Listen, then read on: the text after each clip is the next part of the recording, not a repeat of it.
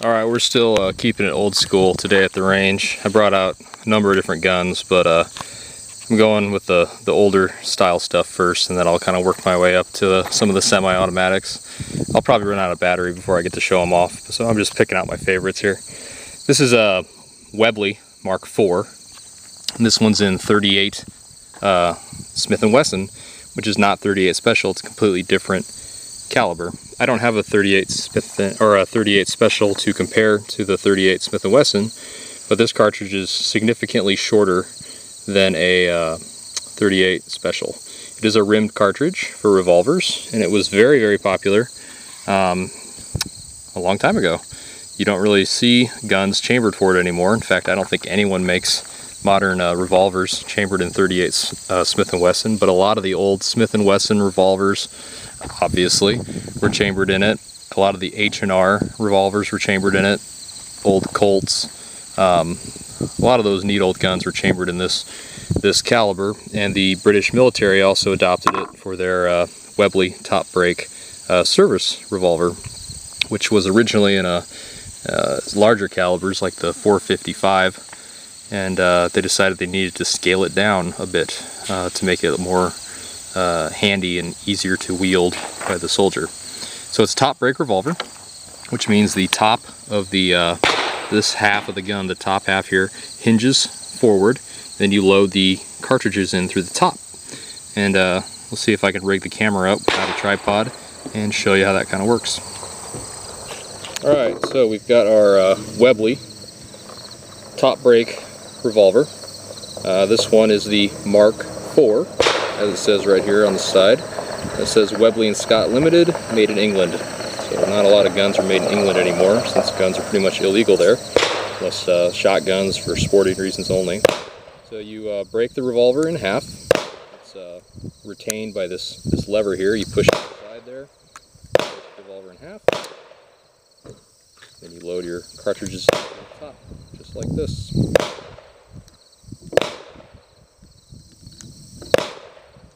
And the top break style was a lot more popular at the turn of the century. And by the turn of the century, I mean 1899 to 1900. Don't see a lot of top break revolvers anymore. I think they're really cool.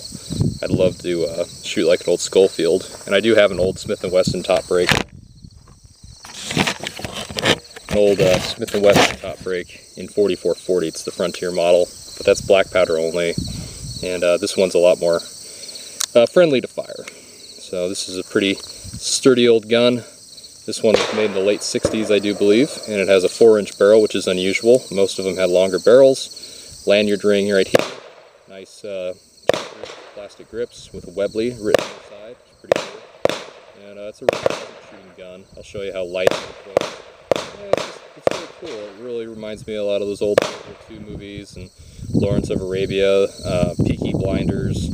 The guy and the main guy, Cillian Murphy's character, he carries a big 455 Webley, which is super cool, and I have one of those too, but I don't shoot it. It's too old. It's made in the 20s, and I'd rather just have that be a safe queen. So this is the Webley that I have to fire. So go ahead and rig up the camera down range somehow and fire 6 shots out of the Webley here and see how she does.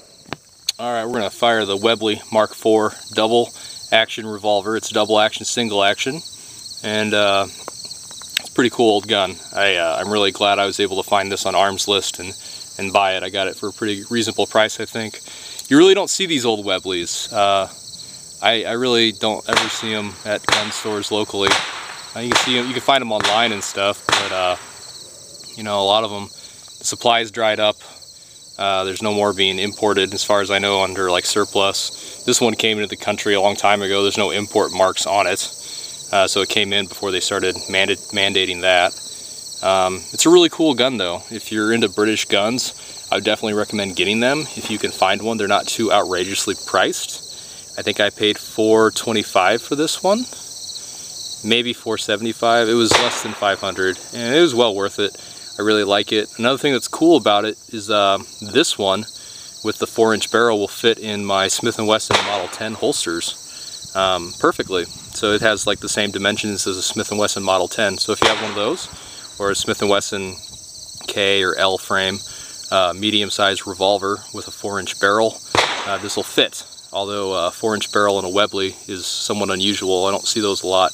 Most of them have, I believe, a 5 or 6-inch barrel. And then there's also Enfield revolvers out there. Those are neat. I think those are a little less desirable from what I remember. But enough gabbing, I'm just gonna shoot this thing. You can take a look at it.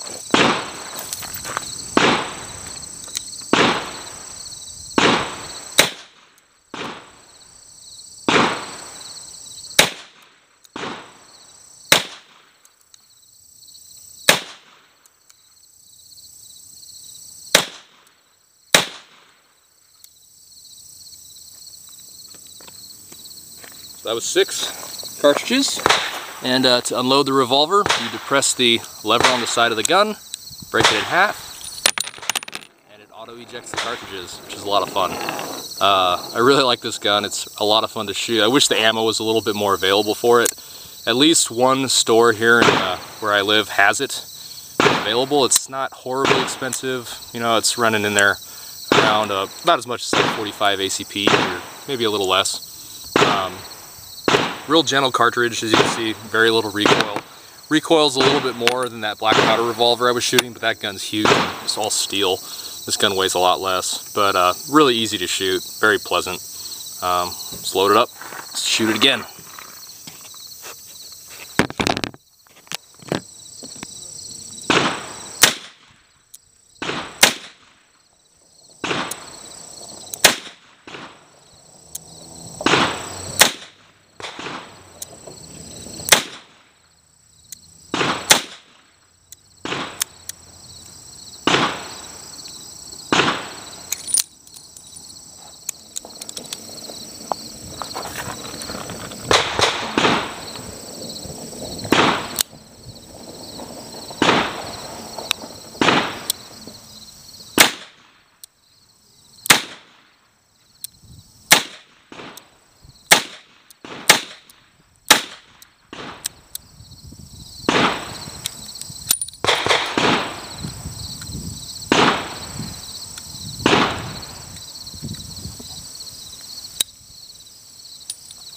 That last one stuck in there, the extractor was hanging up on it.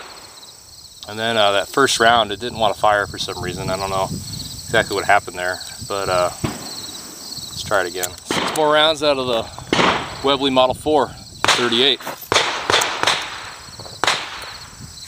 Sure that's sealed up there.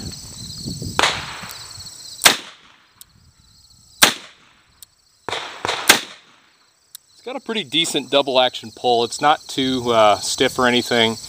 You know, it's still a military style gun, so I don't know if you'd want to like try to impress anybody with it, but it's not bad. It's way better than like say a Gaunt revolver or something like that. And then the single action is real nice.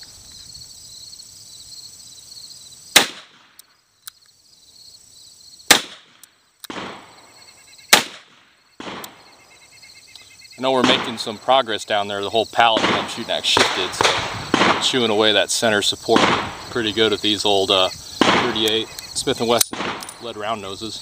And that time it ejected beautifully. Last time it hung up on me. That was fantastic. Really cool revolver. I definitely recommend checking one of these out if you wanted to add an English gun to your collection. This and like an Enfield SMLE #1 Mark III would be like a really cool collection or addition to any gun collection. Both really cool pieces. The Webley revolver, you know, it's definitely going to get you a lot of cool points with history buffs out there. So thanks for checking out the Webley Mark IV. I'm going to keep shooting it. I really enjoy it. I brought out 100 rounds, 2 boxes of 50 bullets. So I'm going to go home with 0, and that should be a lot of fun for me.